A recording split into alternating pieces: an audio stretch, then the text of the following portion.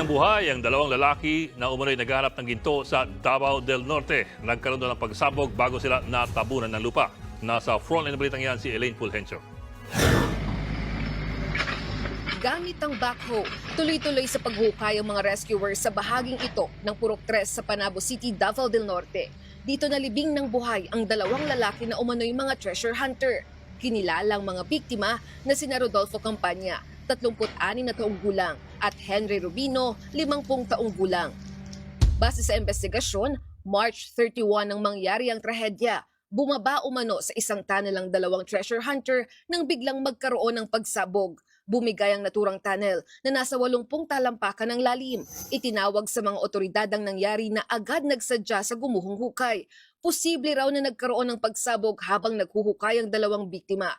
Pahirapan ng rescue operation dahil sa umano'y flammable gas sa naturang hukay. They might have used hammer and nail. Gawa sila ng wall doon made of wood. There might be a friction that happened and it triggered that flammable gas.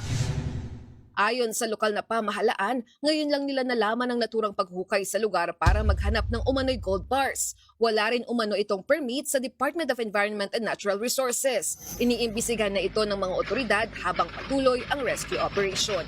Nagbabalita mula sa frontline, Elaine Fulgencio, News 5.